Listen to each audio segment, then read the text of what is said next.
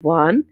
Today is Monday, the 14th of May, and you are listening to June, and you are listening to The Late Show with me, Emily Florence Show, on Teacher Talk Radio. In today's show, I'll be joined by two special guests, Sam Strickland and Safina Asong.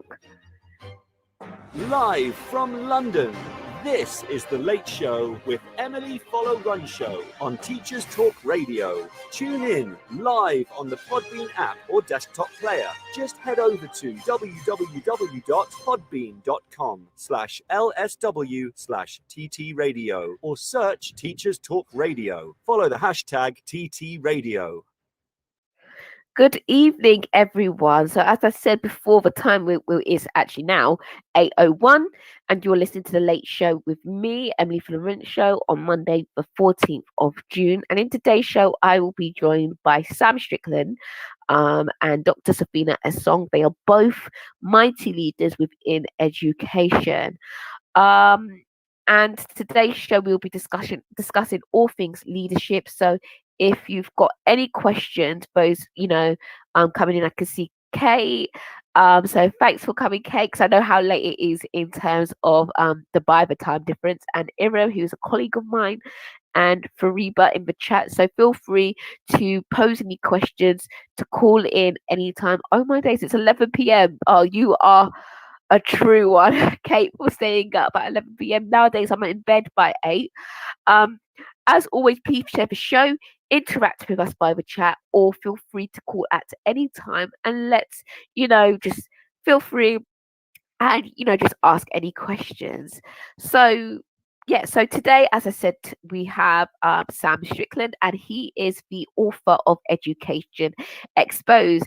And when I became HOD, Kate Jones, who is also here, she got me actually his book, as well as Andy Buck, to prepare me for middle leadership. And one of the things that really stood out to me within that book is his emphasis on, observing first, get to know kind of the department, which is a bit different for me because obviously I worked in the school beforehand, but nevertheless, it's still applied, in terms of the role that I do now, and also the importance of building a culture as well. So I'm just going to read a bit of the description from his book, and it's the ultimate guide to understanding how a school can be led, managed, and run. Written by, as you know, Sam Strickland, who has a lot of experience within leading. He clearly and honestly states the challenges of leading a school, and he focuses on approaches to the curriculum, teaching and learning, teacher workload, behaviour, staff morale, leadership, and Ofsted. He's also got a second book, which is Education Exposed 2, I believe, as well. So Sam has now joined us. Hi, Sam. How are you? Evening, Emily. Really well. How are you? I'm good, thank you. I really appreciate, you joining me today because I know how busy it is for head teachers finalising the tags and basically moderating that right now. Thank you ever so much for having me on. It's a real privilege to be on this evening. And yeah, it is busy at the moment, but then I suppose whenever is there a point where it's not. Yeah. So I really do appreciate it, and shout out to Kate as well for connecting us for you to come on the show. So thanks again, Kate. I just wanted to, you to introduce yourself and your position, because when I read I watched your research home ed presentation last year, and you were trained on the Christine Council, which was like, oh my day, that's amazing. Like, she's like the mother of education right now. And you went Cambridge, you're a history teacher like myself. So yeah, would you like to introduce yourself, please? Yeah, so my name's Sam Strickland. I'm principal of the Duston School in Northamptonshire, and I've been there since April of 2017. And it's a large all-through school, so I've got every pupil from every year group, from early years through to post-16. So we've got every age, every phase, every stage, every level of accountability under normal circumstances. Outside the realms of COVID, we've got every measure of data stream that is accountable to the external universe as well. And it's just short of 1,900 pupils and nearly 200 staff. We're not quite fully full. We've got another kind of 2.5 years worth of growth, so we'll be over 2,000 pupils in the school. So it's a big school, Yeah, a big challenge. Wow. And you as well, you're like I don't know if I should say founder, but leader of Research Ed Northampton, I believe, as well. Yeah, that's right. I've got, I speak every now and then to Tom Bennett, and really privileged to have had the opportunity to deliver training with him as well. Oh, wow. But I asked him before the pandemic, everything is kind of it's like AD, BC AD almost. But yeah, I asked him how he'd feel about a Northamptonshire-based Research Ed event at Duston, and we housed one in the autumn of 2019. There was nearly 500 people in attendance and about 50 speakers. And it was brilliant, and we were hoping to have one last year. Of course, it didn't happen for obvious reasons, and we're looking to host another one in the spring of 2022, all things being equal. Wow. So you're a really busy man. How do you just survive? How do you get through it? I don't know if I do, if we're going to be honest. It's a bit like running a marathon, really. You've got to, if you think about it in its entirety, it will absolutely consume you. And don't get me wrong, I don't have all the answers, and there are points where I get it really wrong.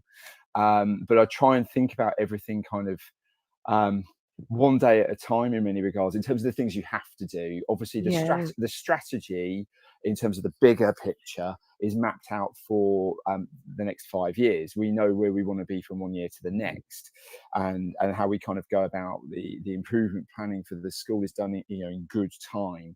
But yeah, I try and think about one day to the next, what we're trying to do, what we're trying to achieve, and how that fits in the bigger picture. Oh, that's amazing. Thanks, Sam. Kate said in the chat, Strickland is #Team CC, and then she's put PC pre-COVID and karate. I think, do you do karate then to kind of de-stress, or is that a inside joke?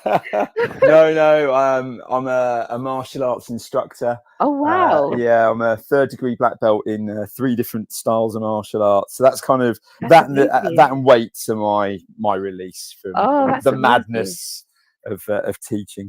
Yeah, we all need a release, to be honest. It does get a bit too much.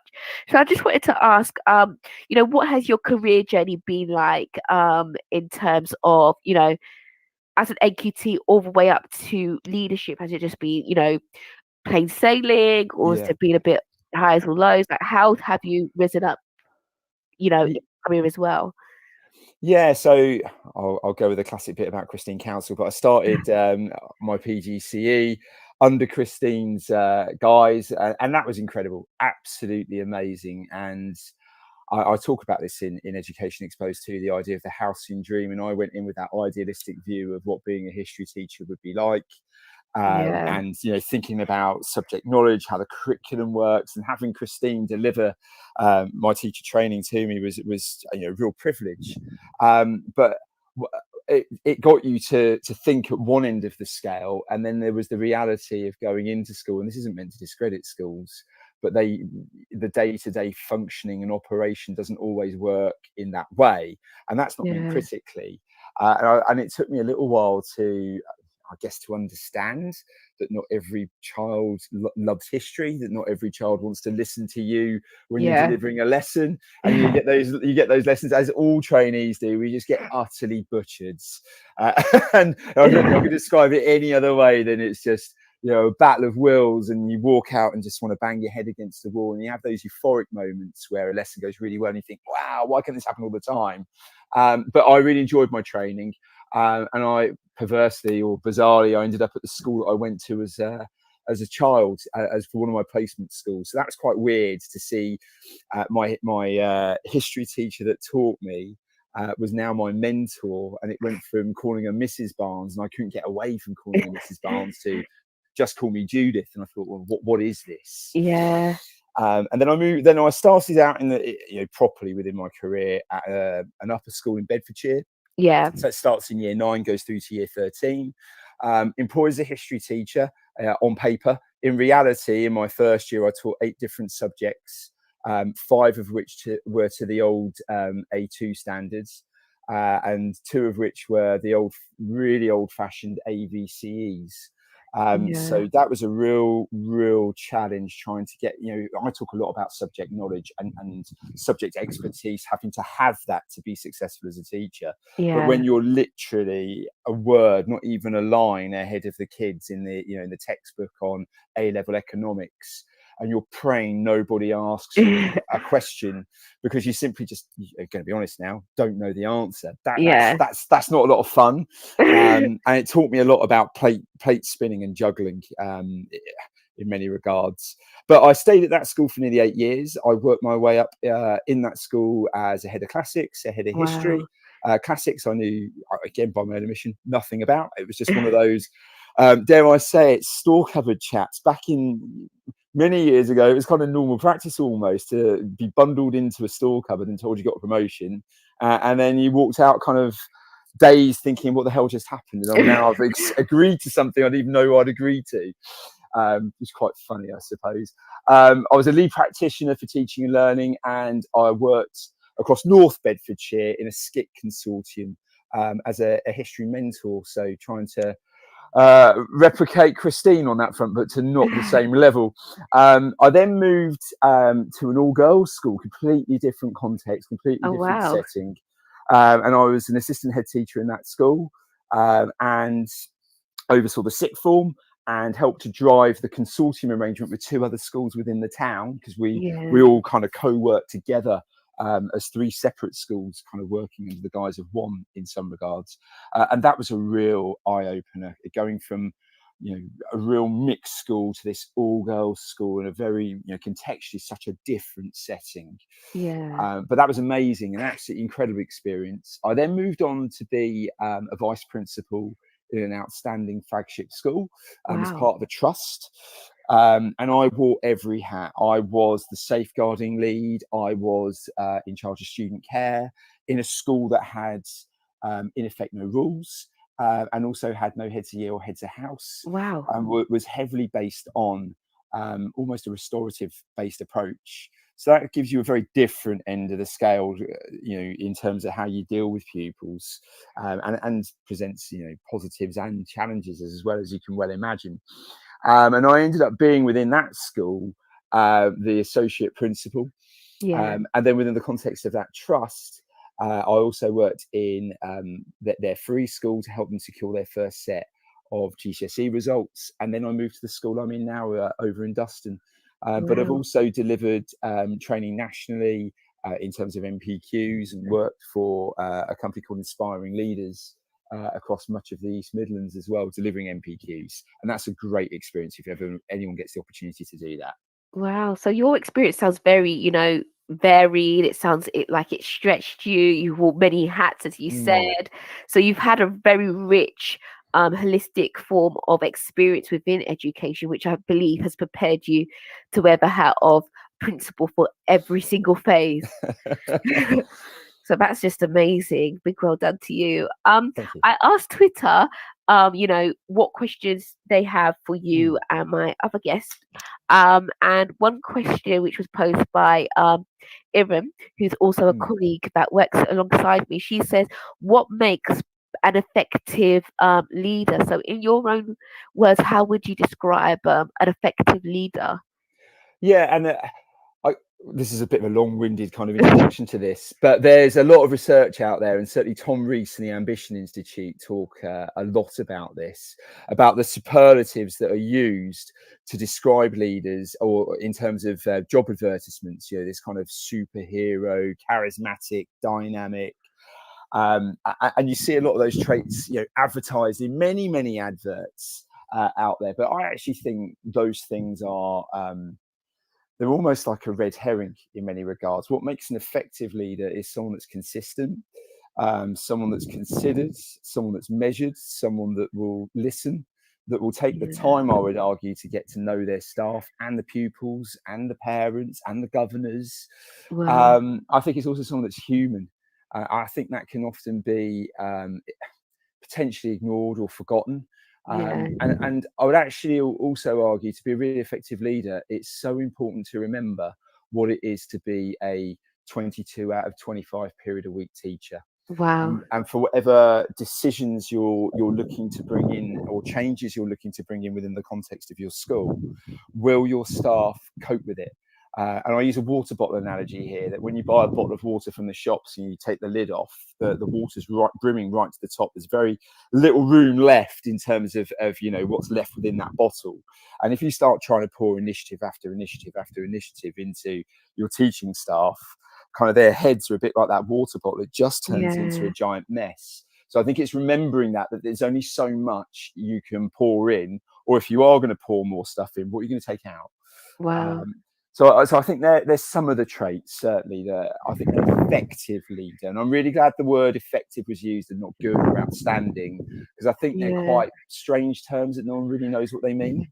Yeah, that's really powerful. I like the fact that you said, human, you said remembering what, a teacher that's on 22 hours timetable, what that feels like. I think that's really important. So Iram, I hope that answers your question. You were able to, pick out some qualities from Sam's answer.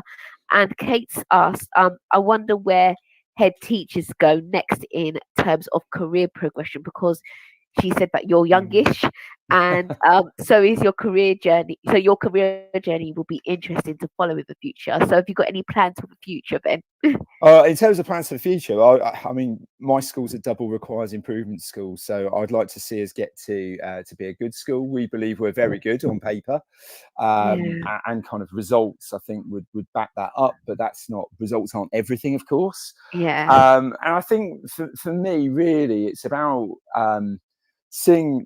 bearing the fruits of kind of the hard graft and labour that's gone into where the school is now, and it's not by any means the finished article, but I picked up a school that was in an interesting state, and now we're significantly stronger, and I'd like to see that get stronger and stronger year by year, and then go from there, really. And it's a hard one, isn't it? I suppose if you become a head teacher, what do you do after being a head teacher? And this is on paper, my second headship.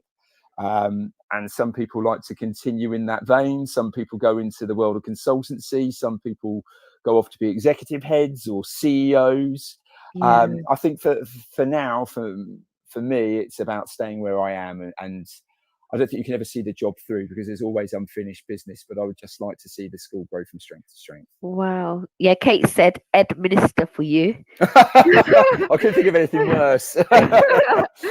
Oh, thanks, Sam. Yeah, your context seems a bit similar to my second guest, which is Dr. Safina Asonga. She's a CEO of about 4 or 5 schools, I believe, different phases, and 2 of her schools are actually requires improvement. And I'm actually I'm a governor for one of her schools, but it's absolutely fantastic. So I don't trust these Ofsted labels sometimes, because what I've seen, and then the label of requires improvement, it doesn't really marry up. So it's a bit of a interesting situation.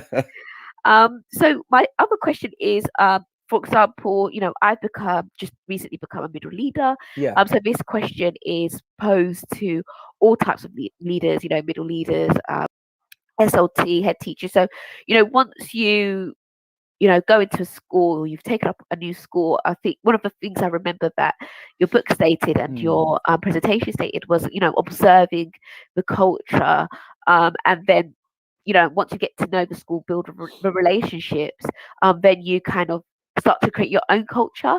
So how do you go about creating your own culture?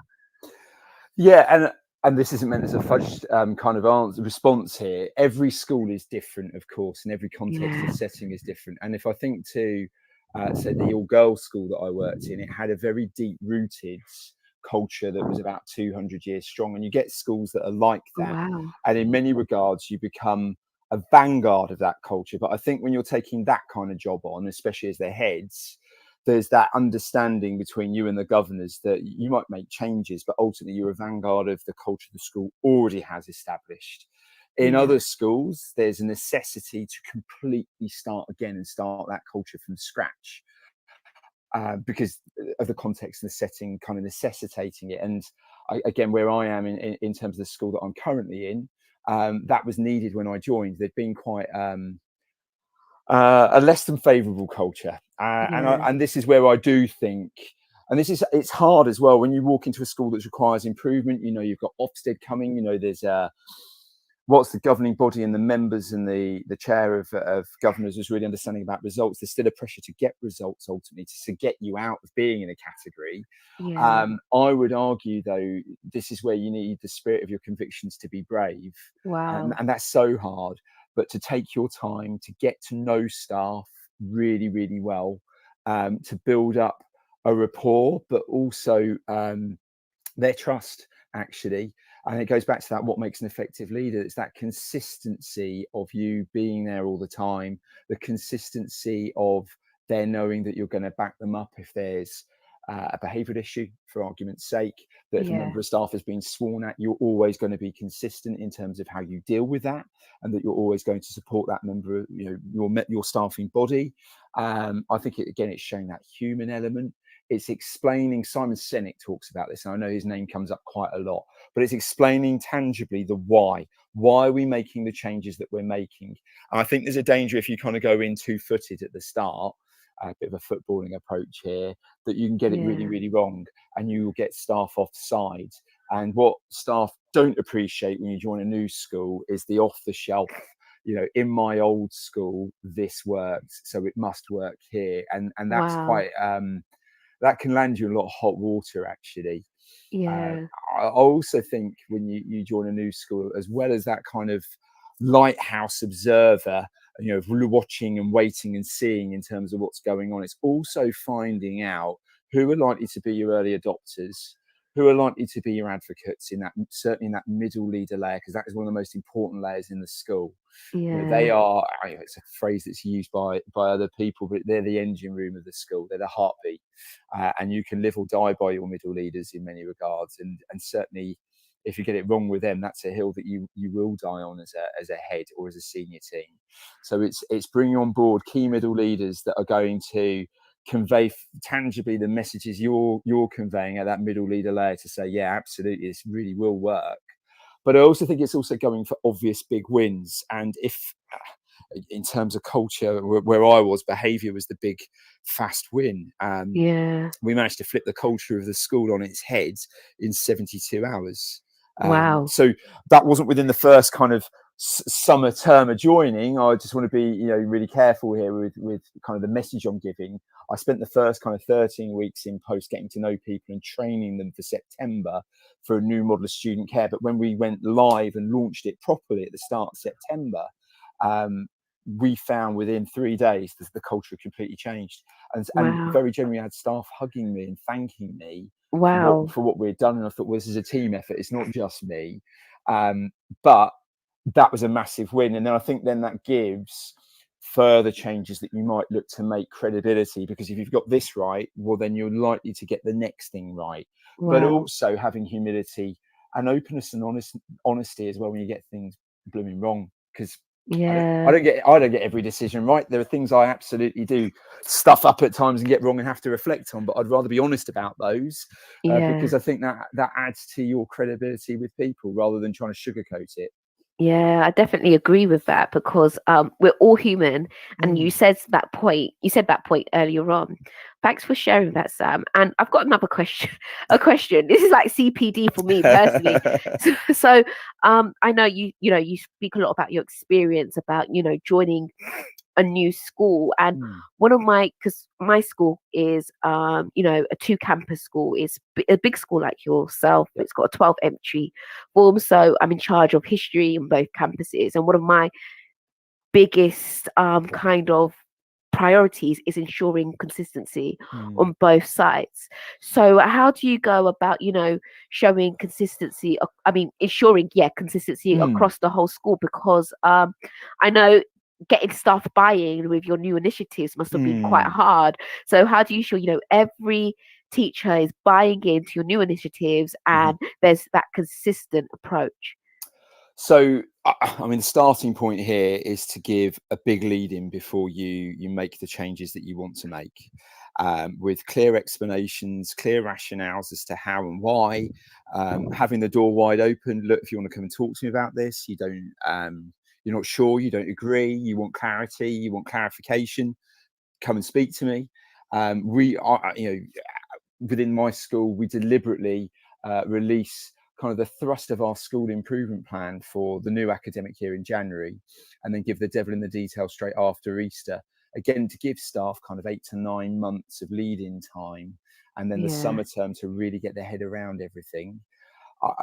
At its kind of worst, I suppose, I'm giving people 9 months to think, if I don't buy into this, then I've got time to leave. It hasn't been just dropped on me lastminute.com 2 days before the summer.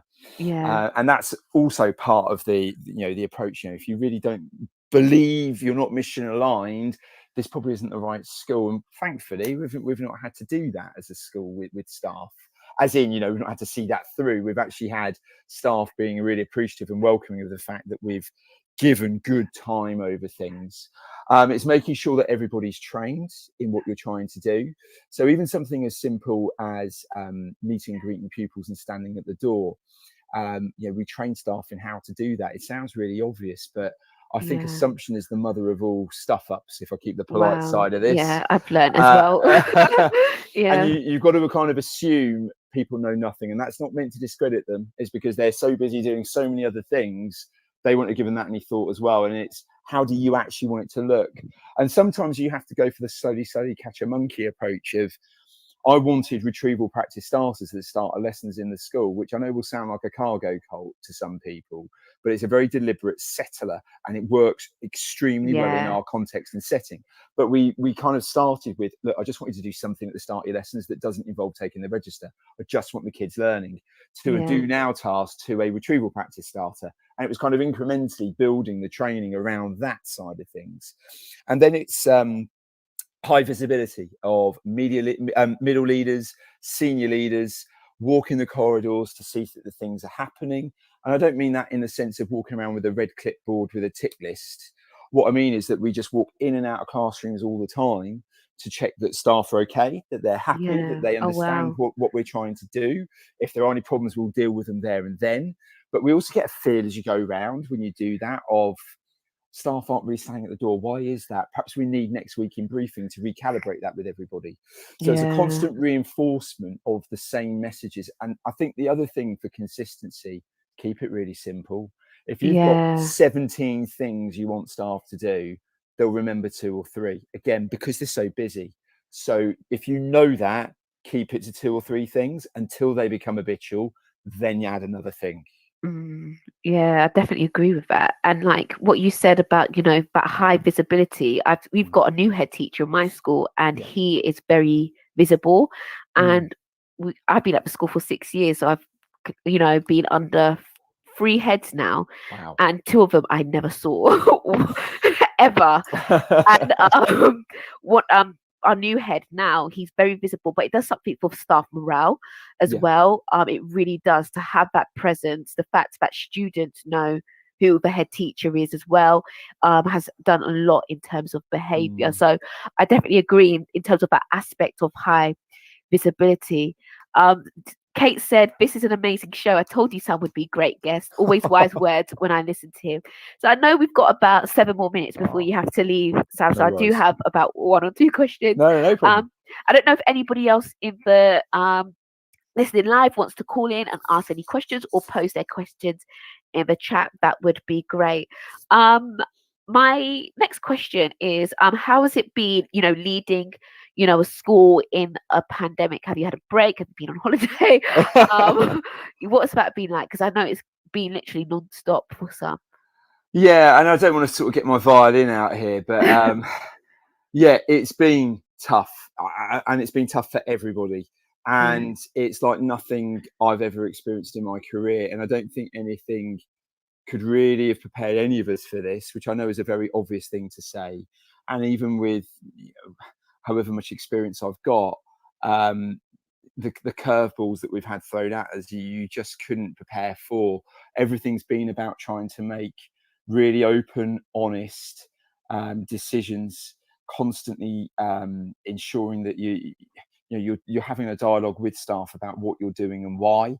It's Yeah. not been possible this year, if I'm going to be really honest, to have had the same level of discourse with staff that we normally would do, the consultative approach in terms of decisions being made by the Prime Minister on 8 p.m. Monday. Oh wow, yeah. For 2 weeks' time, we're going to open schools on March the 8th. If you haven't got your game plan for what you're going to do squared off that same night, I know that I would have hundreds of emails from parents, pupils, staff, etc., wanting to know.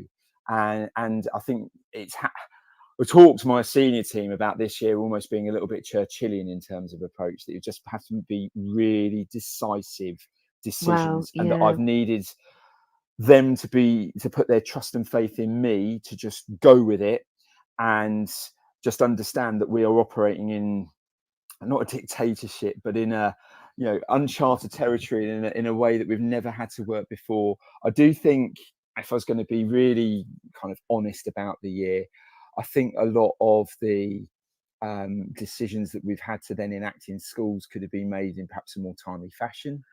I think there could have been a more coherent plan at times, and I appreciate all the curveballs that have been thrown, and indeed towards the government's way as well, if I'm going to be objective. But I do think certain things were perhaps written on the wall that we could have had more of a run-in with, and I think lateral flow testing would be the one for me, and that build up to Christmas, having that released kind of literally as we broke up.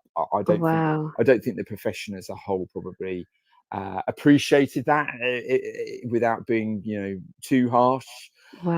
It has been hard to take a break because every single holiday we've had to fill in for test and trace and monitor from my own school's perspective, our office, our email address. And I appreciated the sentiment at Christmas that after 6 days you could stop. But certainly the pattern that I saw over October half term this academic year was that we had a week and a half off because we traded a couple of days against twilight training, so we had an extended half term. But we had COVID cases all the way up to the end of that holiday that you can't just park and not deal with. And at Christmas, the head of my primary phase and I were talking to one another at 5 minutes to midnight on Christmas Eve, because we had a COVID case and we had to notify parents at 12:30 at night, we're really sorry, your Christmas is effectively ruined. You can't go and see family you were going to go and see.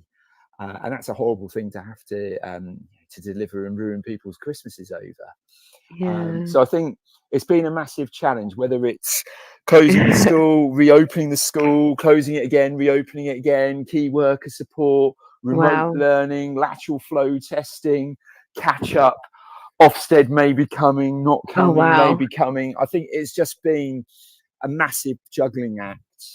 And again, I guess it's that marathon syndrome of trying to take every day as it comes, but there hasn't been the certainty that there is in a normal academic year of knowing that at these particular milestones in the year, this happens, this happens, this happens, this happens, because it's all just been kind of like the carpet's been ripped from underneath you. So it's been tough. I don't think I could describe it as anything other than tough. Wow. Thanks for sharing, Sam. We're 2 minutes before you have to leave. I've got two questions I really want to ask you before you leave. One is, how do you build, that effective team around you that will literally just buy into everything? Your kind of supporters, how do you build that? And my last question will be, what tips do you have for those that want to get into leadership, like SLT or become a head teacher? So we'll start with that first bit then about building a team. And this is the jigsaw management ideal, I suppose, that you have a group of people who are not the same as you, who've all got different personalities and are prepared to question things, but know that they're going to be listened to when they do, and that you take it in the spirit of what it is. It is professional discourse to understand, so they can get behind what you're trying to do. It's not questioning and challenging to be obtuse or obstructive.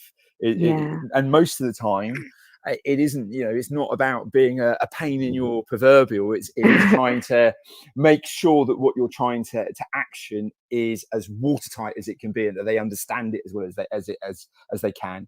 I think the other thing in terms of building an effective team, I think about a senior team, is very much like the staff. It's that consistency factor, that you are always going to back them up.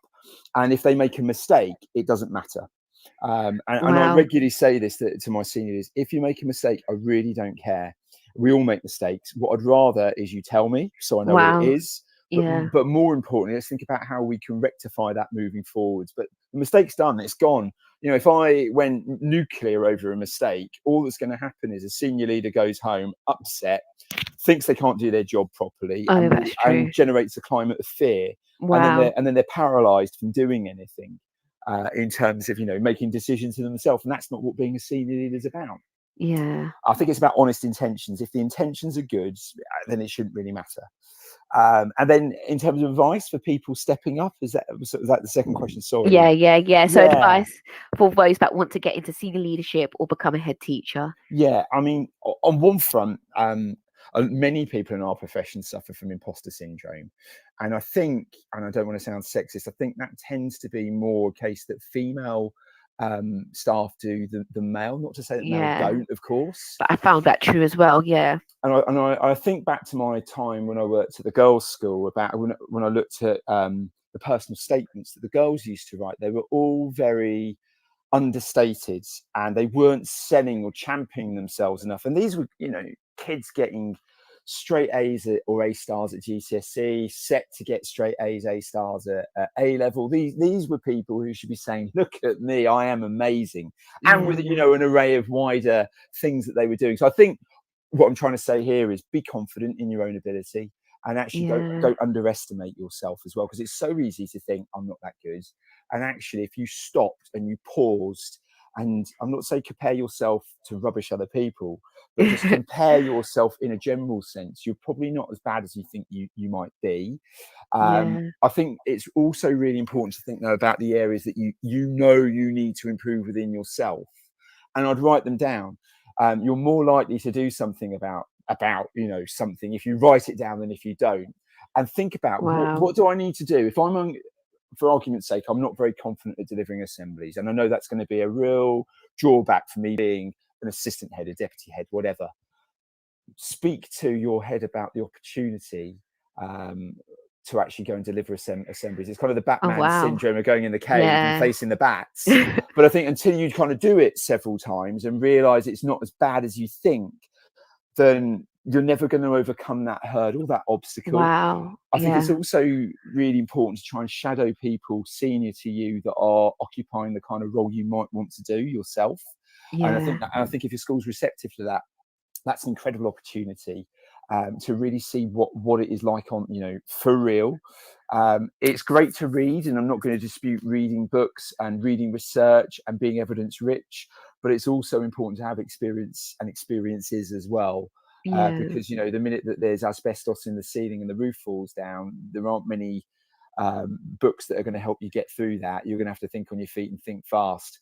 And I think it's having as many opportunities to experience things as possible, or be you know, tangibly there to see things or ask for advice around things that will help kind of backfill you for when you do make the step up to the next level. But also, it's really important when you make that next step and you go into the shoes of that next position, you're not the finished article when you start. Wow, that's so true. And I think you've got to keep that in your head, that you're almost like when you become an assistant head for the first time, a deputy head for the first time, a head for the first time, an NQT again, and you're going to make the same kind of mistakes you made when you first started out. And you know what? That's all right. It happens. But I suppose we're going to finish here now. Don't allow mental paralysis to overtake you, because that's where you'll be suffocated professionally, and then you'll really question everything. Oh, Sam, you've been absolutely fantastic. Kate has said in the chat, the gender gap and confidence gap is clear when you spoke about, you know, the personal statement at the all-girls school that you worked at. Sarah said, very wise words from Sam. Iram said, thank you, Sam, for sharing your wonderful journey of leadership. It has been insightful. Your implementation of knowledge organisers at whole school level was interesting in Niall Alok's, I hope I pronounced his name, show too. So honestly, I'm so grateful. I know how busy it is for head teachers at the moment. So thank you so much, Sam. And feel free to follow him on Twitter. I'm sure most of you do. And if you've got any other questions, you can at him on Twitter. Hopefully, he has time to answer them. I don't know. Brilliant. No, absolutely. Thank you ever so much for having me. Real privilege. Thank you. Thank you so much, Sam. Take care. You too. Bye. Bye. So now, before Dr. Safina Asong comes on, we are going to listen to the latest educational news. That should give you time to listen or to reflect on the nuggets of wisdom that Sam shared, because there was so much as just a middle leader. But I'm like, oh yeah, I'm going to take that. I'm going to do this. And one thing that I've definitely taken is listing all my weaknesses and seeing where I can plug in those gaps. Okie dokie. So I'm going to pass over to Megan to give us our latest educational news. This is Teachers Talk Radio, and this is Teachers Talk Radio News with Megan Goods.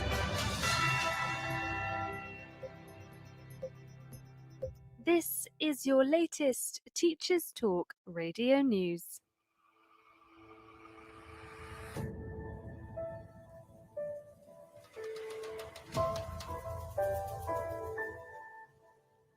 The latest modelled data from the Office for National Statistics has led to calls from school leaders to prioritise vaccinations for anyone over the age of 12. The data highlighted that students in years 7 to 11 in secondary schools had the highest infection rate of any age group, with one case in every 210 on the 2nd of June. At the start of May, the same age group's rate was over 4 times lower. One professor of infectious diseases at the University of Edinburgh, Mark Woolhouse, doesn't think the increased infection rate is a cause for concern just yet, saying, if the Delta variant is much more transmissible in children, it might raise the R number in schools above 1, and then you would consistently start to see larger outbreaks more frequently in schools. So far, I don't think the PHE data are convincing on that. Yes, there are outbreaks in schools, but it's a tiny fraction of them.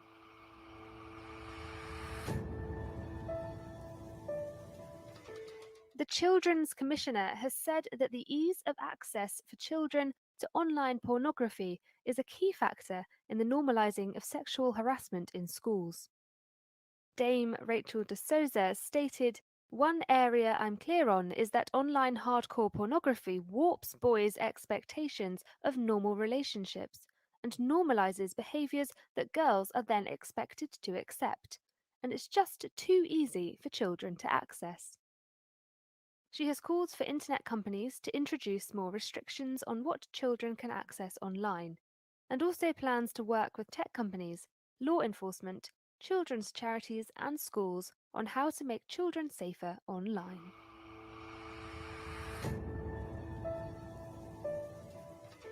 The Duchess of Cambridge and First Lady Dr. Jill Biden met for the first time last week as they visited Connor Downs Academy in Cornwall. They have since written a joint article stating the importance of early education for children.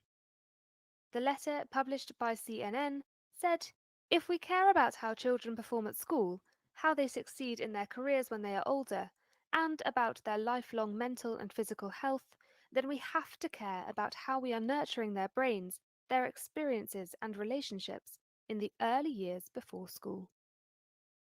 That was your latest Teachers Talk Radio News.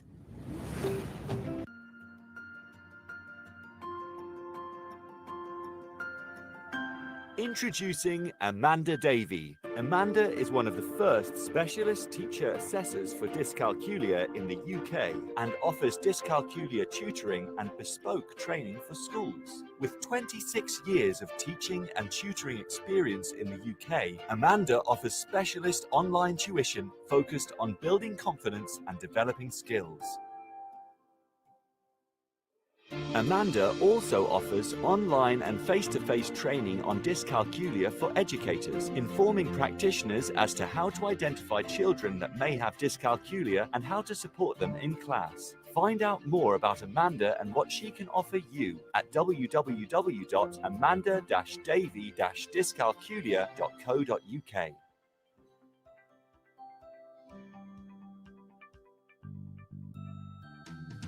Creative Resources, made for teachers by teachers. At Creative Resources, we've been rethinking what a classroom can be. We've created a huge range of more than 2,500 original and exciting resources that span across more than 15 different subject areas. Whether you're looking for primary or secondary level resources, careers options, PSHE, arts or humanities, Creative Resources have the resources for you.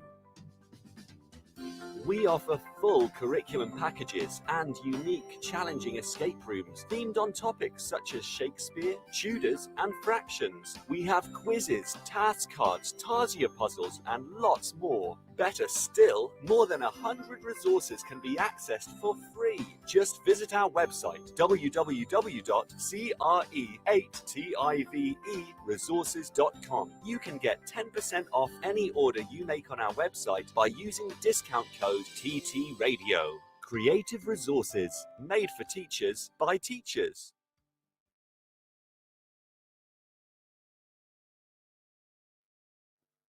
I didn't realize I was on mute. So hello and welcome back is what I said whilst I was on mute and didn't realize. So we had Sam Strickland on the line and we learned lots of things about leadership, how to, implement a culture, how to create buy-in and, prepare for leaderships in terms of our next step. And part of our in line with our leadership series, we've got Dr. Safina Asong on the line, and she is the Trust CEO of Ortu Federation. This is a series of schools, I think about 5, you might want to correct me, Safina, 5 schools, different phases within Essex. So, Safina, welcome.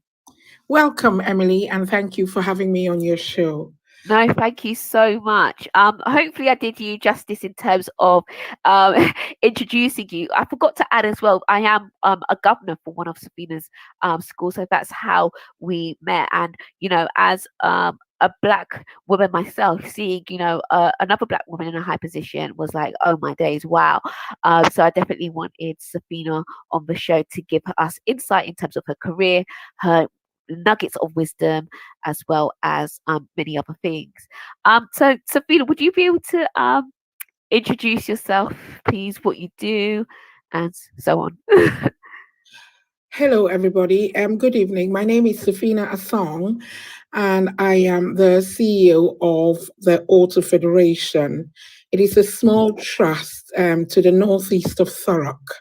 It has about 2,800 students on its roll and has 3 schools, actually, Emily. Oh, sorry. From 2 to 18, actually. So we cover the range from cradle to career, and we're very proud of that. We are proud of the fact that we're not so large. We occupy a very small geographical area.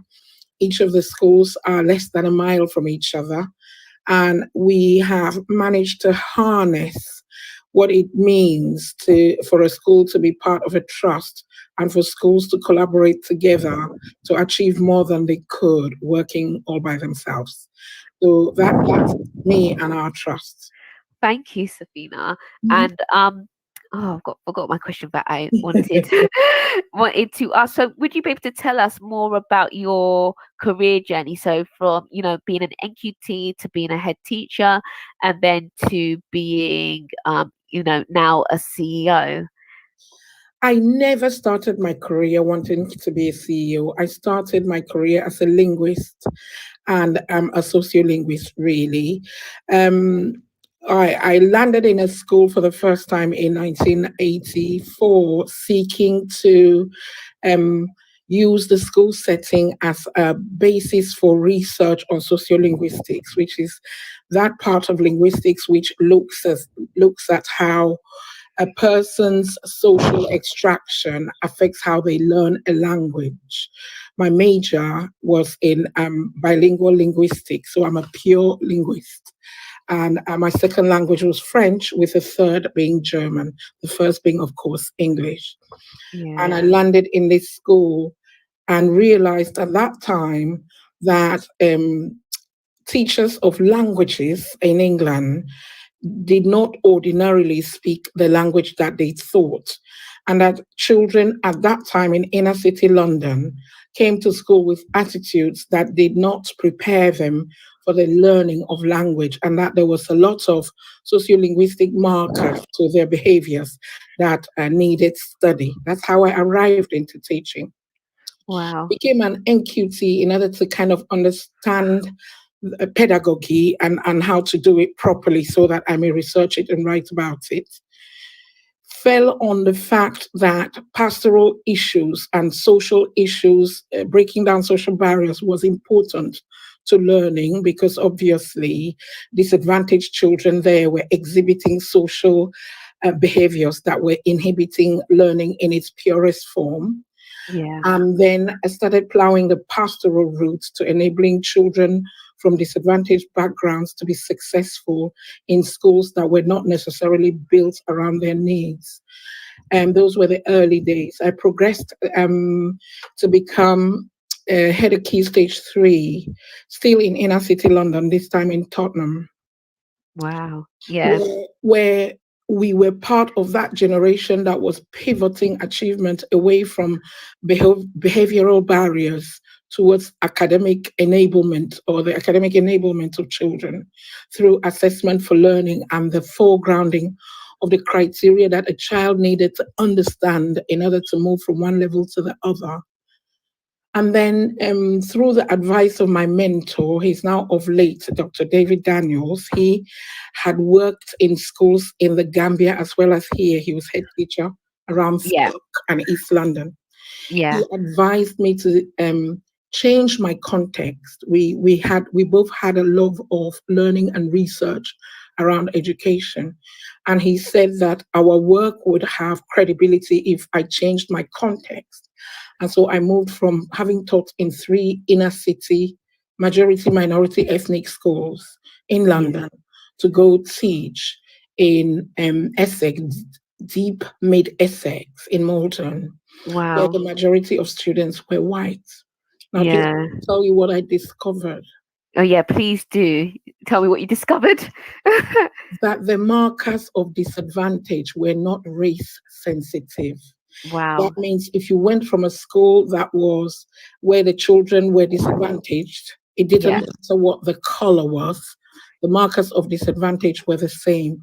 And that the barriers that you needed to work on with parents, with students, with peer groups, and with teachers were largely the same, even though the context was markedly dissimilar. That's what I learned.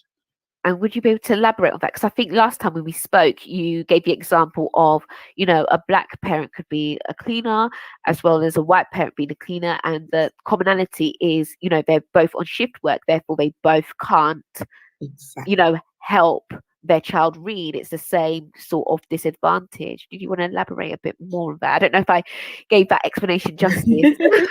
Yes, Emily. I mean, it's a bit late in the night. We've both had a full day. Yeah. I did my best.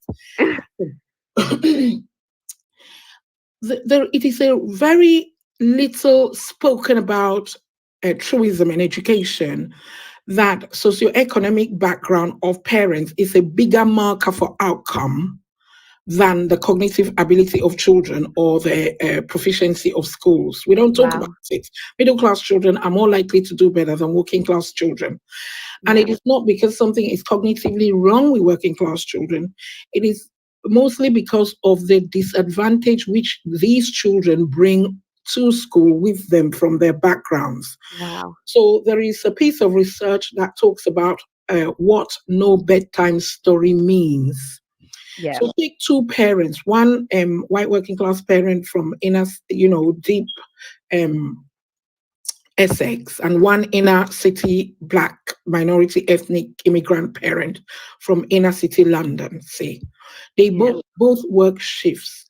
They have no control about how they organize their time or parenting. They obviously are financially cash strapped, and they live in largely overcrowded homes where probably there are no books. The children come home to probably empty houses. There is no parent to read a story for the child or support the child as they struggle with homework or reading. Yeah. The parents have to work a certain number of weeks a year, and holidays are limited, so the children do not have the cultural opportunities that other more affluent parents might have.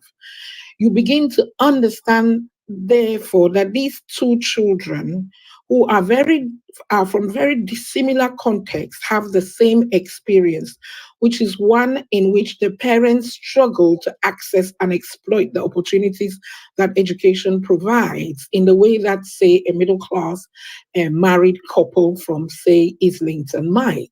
Yeah. So what I understood from working in Malden is that part of the work of an educational professional, a teacher, was to decode for parents who might not necessarily have had a positive experience of schooling what schooling means and what progress means. It wasn't magic.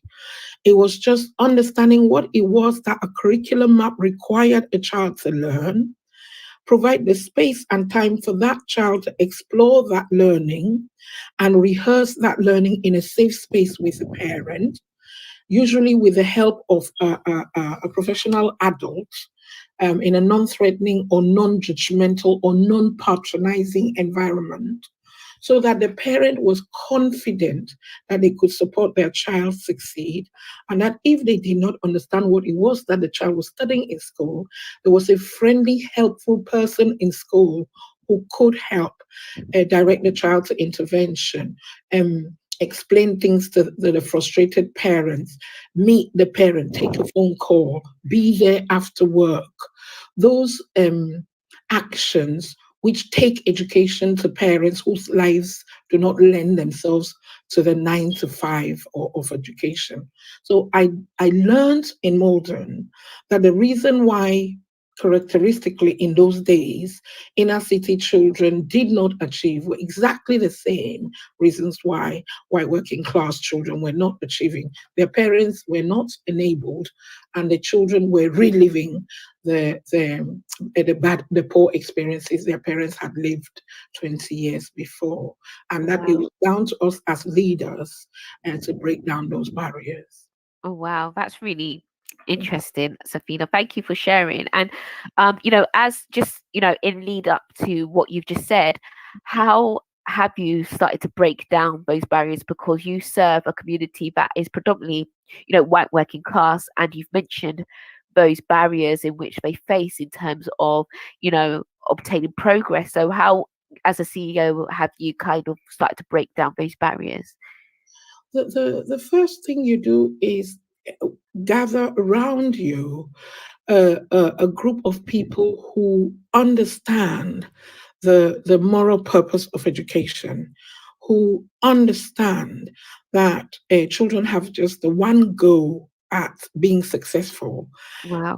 and that it is probably the most important thing that humanity can do to ensure that excuse me, a child is successful, at age 3 when they leave preschool, at age 11 when they leave primary school, at age 15, 16 when they leave secondary school, and at age 19, and at the 18 when they leave sixth form, and that they are equipped to latch on to the next step and be successful at that next step. Yeah. Once that moral purpose is understood, everything that the school does then becomes about enabling children to succeed. That means that us as teachers and professionals have got to realize that that not every child is likely to be successful at everything all the time, Yeah. but to interpret that as part of life's rich tapestry, Wow. and to enable children through good quality first teaching in the first instance. Every child deserves a great teacher, or 2 or 14, Yeah. is in secondary schools. Ensure that an environment is created where children can excel, Ensure that the curriculum is so broad that every child has a subject which impassions them. Yeah. Ensure that there are facilities in school which make up for what might be a cultural disadvantage that they bring with them. So, if parents can't buy a musical instrument, the music department can offer music classes all the way to grade 8. If a child is sporty, the schools offer enables the child to compete in the districts and in the county and so forth. Yeah. The child is gifted in dance or drama or textiles or art or photography or indeed construction or mechanics. The curriculum is broad enough to provide for these children's choices so that there are subjects and areas where children feel successful. Because Wow. when children feel successful and hooked, half the work is done. It then becomes a question of providing opportunities, supporting children, creating capable learners, and training teachers in pedagogy so that they can harness the magic of youth and Yeah. and pushing it, through the thresholds, as it were, and having really clear goals. No child leaves this school without an identified next step. You Yeah. know, no child is neat. And we make sure that children don't feel excluded, that all are excluded, that everyone feels something to be proud about, that children experience leadership, that they experience traveling, that they experience success at English, maths, and science, which are the fundamentals of the curriculum, and so forth. Yeah. So, And being a governor in one of your schools, I know that you offer that broad curriculum because and you really capitalize on the creative subjects as well, and that's why my little brother was like, yeah, I really want to go to that school. My other question is in regards to leading a requires improvement school. I know sometimes it can have like an emotional toll with the label, but how has that been in terms of trying to get the score up to good or outstanding? the really cheesy answer is that it's not a cakewalk. Yeah. It's not a cakewalk, but someone has to do it. So there are 3 schools in our trust. The primary school joined us as a school in special measures and has been good now for 4 to 5 years. Oh, Wow. special measures and a deficit. Oh wow. And one of the secondary schools joined us as a school in special measures and in huge deficit. If I had my time again, I'll think carefully. It's been painful. Now requiring improvement, and it's a vibrant, thriving, small school, great school where all the teachers know all the children and children feel nurtured, and the progress rate of the school is improving leaps and bounds, and we're waiting for an inspection. The Yeah. third rather large school, unfortunately, did the reverse journey and went from good to requires improvement. So no, it has not been an easy journey. But I have always believed that leadership is not about picking up the low-hanging fruit, taking the easy journey. It is about improving schools within the system so that in time, when we are talking about all children attending great schools, we are also talking about a journey of improvement, not just a journey of sponsoring good schools and Yeah. burnishing our medals, as it were. Oh, that's really powerful. And how did you mentioned about your primary school going from special measures and deficit to good. How did you get, that's a huge, leap of progress. How did you manage to get, a school from special measures to good? The set of skills that leaders have to deploy in order to get a school from special measures to good are similar but different from those that are required to get a school from good to great. Yeah. And a regimented, structured approach is what you need to move schools from special measures too good. You have to get them financially viable. That means that your understanding of financial control and prioritization in expenditure and unit costing has got to be second to none, because you haven't got the money to waste and you haven't got an opportunity to make a mistake. You have to get it right the first time.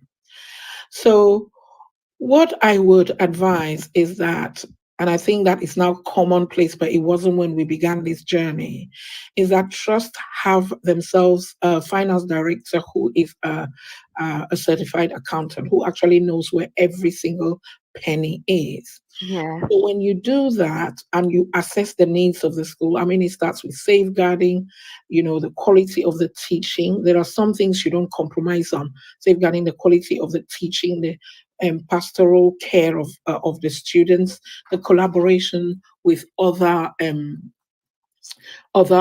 agencies in order that children get the best deal possible, the engagement of parents so that children study both at school and at home, and the provision and maintenance of a curriculum which allows children to thrive.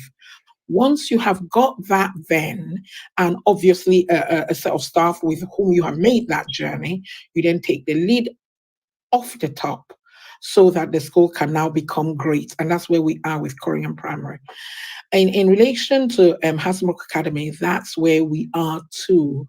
And they too have made that journey from special measures to requires improvement. To be honest with you, we reckon that had we not had the pandemic, we would have 3 good schools in our trust. But Wow. we wait. Yeah. Yeah, it must be, because I know sometimes some schools having that label, it decreases morale.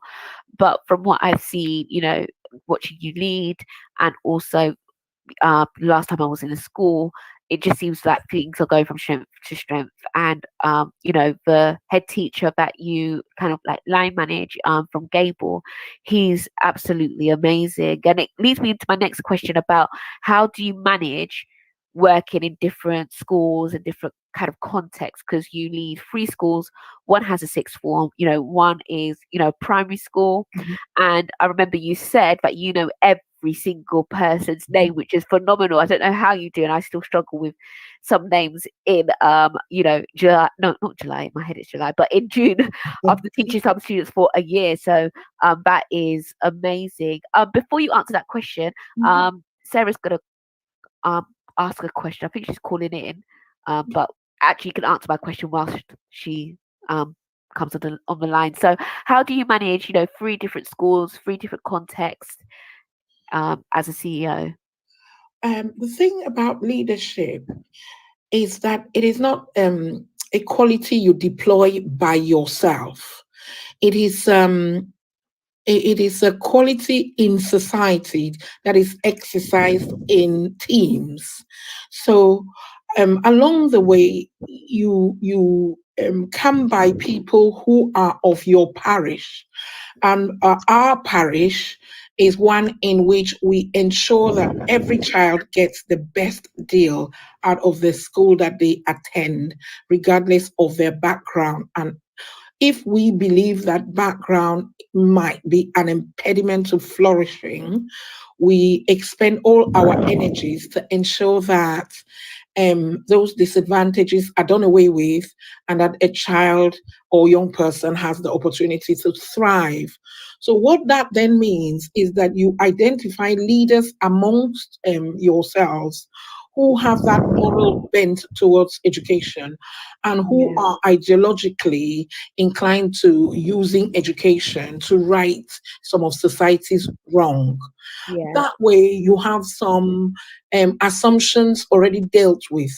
A child must not be excluded unless that is the last possible thing you should do for its own benefit. You must do your utmost to make sure that there is an offer for that child within its school so that it can thrive. Attendance is a sine qua non for progress. Therefore, you must do your damnedest to empower a family and signpost services such that the family that surrounds the child do not have to deal with those barriers that stop the child from accessing education.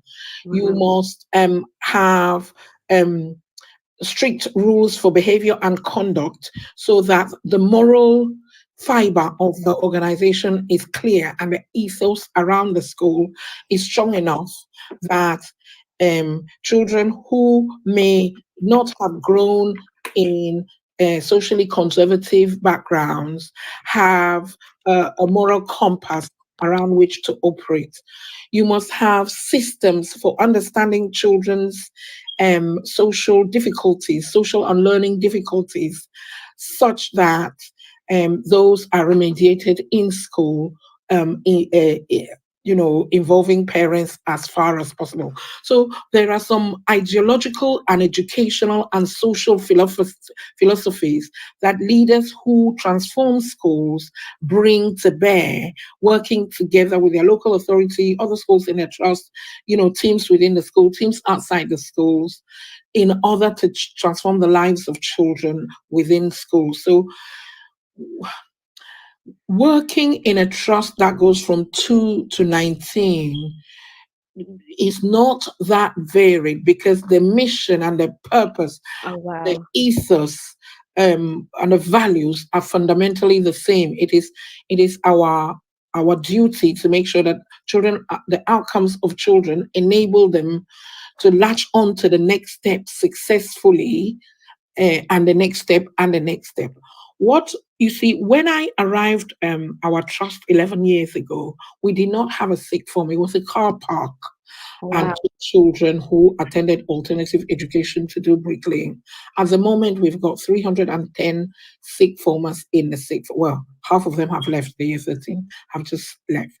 Yeah. But one of the things that the director of the sixth form and I resolved to do was to put on the walls the picture of every child who we succeeded in securing a place in a university on the wall, so that we could put a face to every soul that we had contributed to transforming. So, I have this thing that I say to myself: Lord, I did not invent penicillin. I did not invent the pill. I did not march for civil rights. I did not abolish slavery. I did not invent the traffic lights. I did not invent electricity, but I did change the life of one child. Yeah.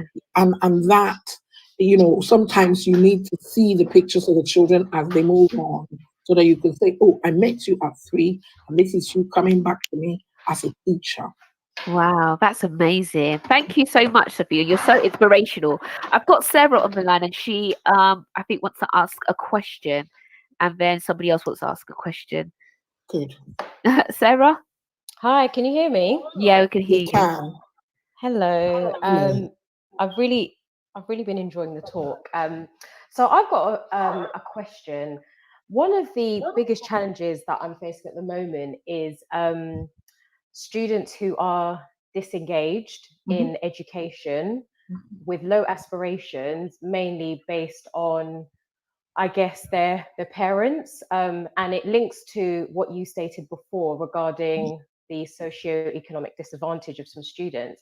So do you have any tried and tested methods or initiatives that has worked for raising aspirations for those students that are disengaged with education, and actually engaging parents as well in education? Okay, 2 things.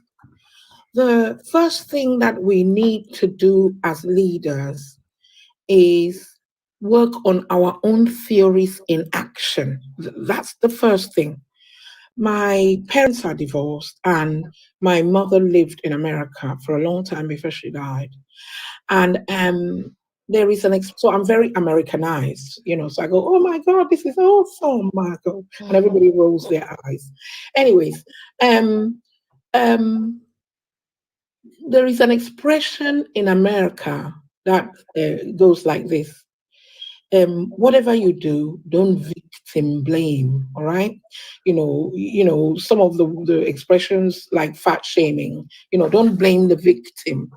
And expressions like low aspirations are amongst those expressions that professionals use in order to blame victims for being victims of their own the socioeconomic traps that they are in. So let's deconstruct their low aspirations. Okay, your name is John, and you grow up in a house. You grow up in a 2 up, 2 down, and there are 7 of you.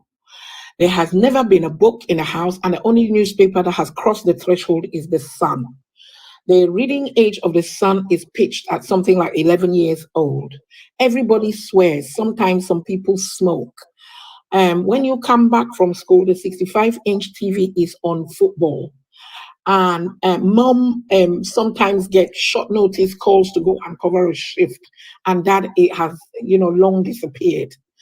And you are practically being raised by your 16-year-old brother who has his own issues. You know nothing different. Okay, you've not seen anybody who is a doctor, an architect, a dentist, an astronaut, or a whatever. Okay, don't know, an actuarian. And so in your life, you feel that when you finish school, you're gonna hang about, have some free time, probably go down the Dole office, get some free money, and hang around and see what comes. That is the life you know. You don't know that is bad or is good. That is the worldview that you have at that time. Someone who has had a different experience might say you have low experience. Actually, what if we unpick that situation, we will find that we live in a society where people are allowed to live like this, whereas there are other people in our unequal society who can afford 24 tutors, fly in a private jet, attend a Bolshoi in Moscow and pick up a Beethoven in Austria, and arrive Oxford Street to shop in the evening before eating sushi in Tokyo in a space of in the same country. And none of these children chose where they were going to be born.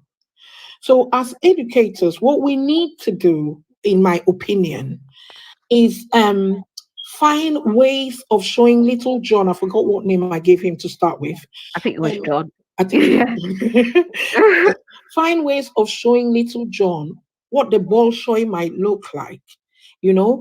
John might just have dormant within him a gift for music and dance, and ballet.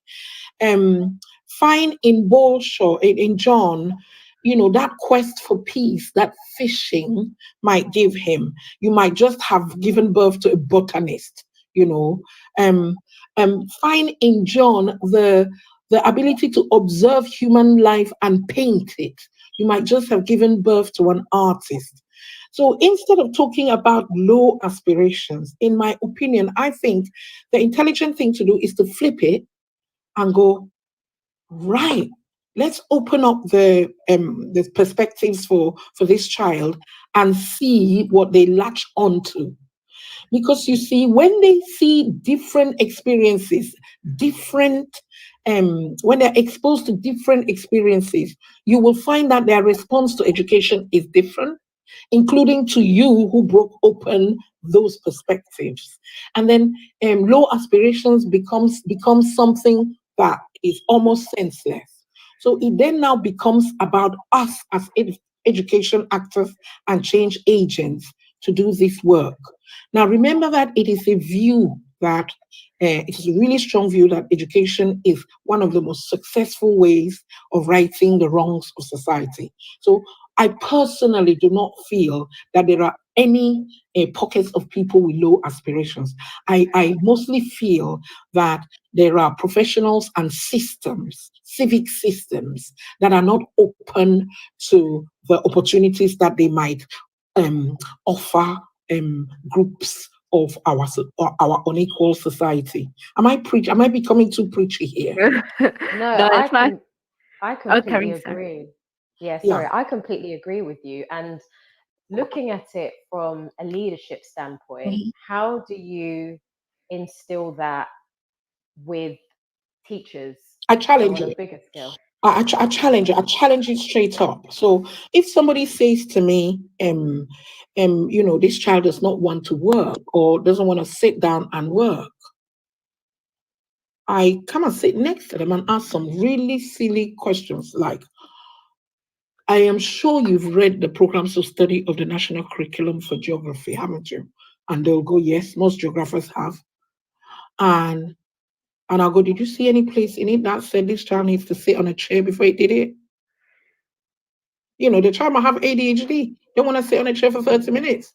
Lie down on the floor, draw me a crater, label it properly, and tell me the geographical and geological forces at work that create a live volcano, darling, and make it 344 words using your adjectives, your evidence, and your data. And draw a lovely map to go with it with a key and a legend. You want to lie down on the floor? Good. As a leader, I'll make sure the floor's carpeted so you don't have cement burn while you're doing it. Oh, you're good, Safina. That definitely could not happen in my class. Sorry. That's zeroing in on the objective of the learning. You know, if a child is grotty in the morning, you know, and doesn't want to engage in French, I'm a linguist, I teach French and German, I used to, you know, my first question is not, why don't you want to listen to me speak French to you? My first question is, have you had breakfast, honey? You know, because if you're low in sugar, you haven't had a restful night. I mean, what is the point of me trying to talk to you about the intricacies of how you put a second E when you're trying to feminize an adjective in French? You're not listening. You're hungry. So it is about understanding how the body works, the brain works. Children learn, you know, the barriers that children bring with them, and then walking with them through those barriers, and making them discover their inner magic that breaks that. So if you ask me tips, whenever a child is brought to me who has sworn at a teacher, I start a conversation like, you know, how many people are in your house? And you know, before you know it, they're telling you of a big brother who swears a lot. And so the child learns through their context that, you know, if you're angry, you start emitting expletives. The child does not know that if they're angry, what they need to do is bide their time, find the right person, and complain properly, calmly. Whereas in my middle class home, in which there are 3 doctors, 2 teachers, 1 architect, and 1 chartered accountant, we are taught that if you are angry, that is the time in which you bring your voice down, you say as little as possible, and you school yourself to listen. So children bring with them the advantages and disadvantages from their extraction to school. And it is for us as educators to learn what those social advantages and disadvantages are and use it in order to bring out the best in them. Education in Latin is educare, which means drawing out. It doesn't mean shoving in stuff. It means drawing out the magic. Wow, that's really powerful. We've only got about 7 more minutes. I don't know if anybody else wants to ask any questions, or if you've got any other questions, Sarah. I can listen to Safina all day. I wanted to ask as well, how has it been leading in a pandemic? And then my last question will be any tips for aspiring, you know, female head teachers and CEOs. So yeah, I'll pose the first one. So how has it been leading in the pandemic? Yeah. The person who invented flipping, you know, is a really bright person. You see, in Chinese calligraphy, when you say crisis, the calligraphy paints danger and opportunity at the same time for a crisis. So when the crisis first hit, and it was obvious that it was happening everywhere all at once, and everybody was going around like headless chickens looking for the right thing to do all by themselves. One of the things that I learned during my doctorate was that you have to be really clear about what it is that you don't know. And you need to find other people, because there is not much that is not known. You know, there will be someone who has the experience or lives in the context or can conceptualize the problem that you have. So the best way of tackling the unknown or a crisis is to reach out, So what I did was reach out to my local authority, and we discussed how we would cohere as CEOs and collaborate amongst ourselves and talk about the challenges that we were facing and arrive at a consensual, agreed ways of doing things going forward. So in the early days of the pandemic, that's what we did. So the pandemic therefore developed for us a really strong collaborative ethos, which I brought back to our trust. What was the point, for example, of the 3 schools in the trust? Setting up holiday hubs for each of the schools. So we set up holiday hubs, one holiday hub for all of our schools. We collaborated to set up the testing units that took off for a brief period of time. We collaborated in how we drew up risk assessments. We collaborated in how we wrote in the letters that we wrote and how we liaised with the local authority. We shared difficulties and triumphs together. And what we discovered was that out of the crisis, we had developed a strength that came from each one leaning on the other and all of us achieving more than we could individually. So you sorry, because of time, sorry, Sophia, because it's only 5 minutes. So most people, they talk about, the negatives from a pandemic, but you're literally talking about the positives and how that's fostered collaboration between your different schools. That's amazing. My final question, because we've only got 4 minutes now, is what tips would you give to, those aspiring to be head teachers or CEOs like yourself? I try not to do tips. I don't know how to do tips. What I would say is find your inner belief. What is it are you in education in order to achieve? If you are in education in just because it's a job and you couldn't get another one, leave now. If you are in education because you want to create a better world for the children of tomorrow and make them more resilient, more human, more intelligent, more capable, more literate, kinder, then education is the place for you. So you must find that strain of seeking better in you and pursue it. If you do, you will find that leadership comes really easily because as a teacher in a classroom, you are leading with a group of children about creating a better space for learning. As a middle leader, you are working with your colleagues in order that pedagogy for children of all abilities and extractions, is better. As a senior leader, you're doing the same at a different heuristic level. And as a CEO, you are doing that within a civic structure. You see, it is about finding that moral purpose. Mine is about righting the wrongs that are baked into society.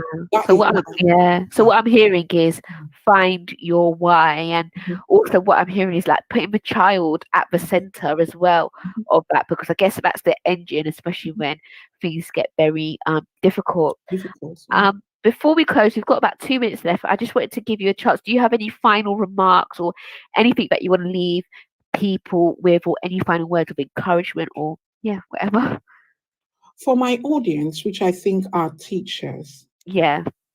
Majority, I think that when you come to school every day, try and find that one thing that you have done in order to transform one life for the better. You will find that 30 years will pass and you will know where they've gone. Wow.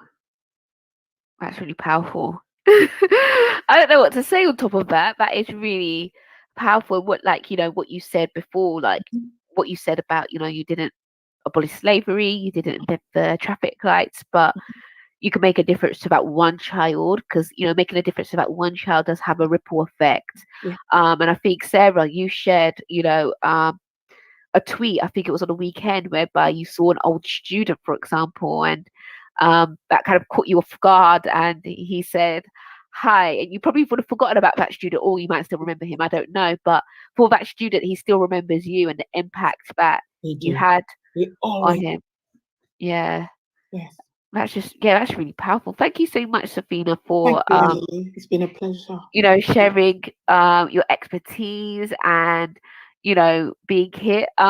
I had so many other questions, but time flies when you're having fun, so we might have to do a part 2 soon. Too soon. Is that a crafty way of getting me back to your show? Oh yes, please, because there were so many things I want to ask. Emily. As long as I don't bore your listeners with it.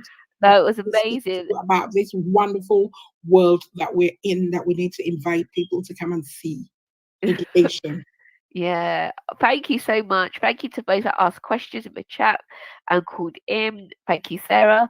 And yeah, thank you for everyone. And see you all next week, whereby we will be looking at how to evaluate the quality of a curriculum through pupil book study with the author Alex Bedford, who wrote and he's consulting for Ofsted. Who wrote Pupil Book Study, and it's amazing. It's transforming the way in which I will evaluate our curriculum provision. So I'm looking forward to interviewing him tomorrow. So thank you again to all our speakers. Have a lovely evening and good night. Thank you. Good night. Good night. You've been listening to Teachers Talk Radio. Tune in live and listen back at ttradio.org. We look forward to hearing from you next time on Teachers Talk Radio.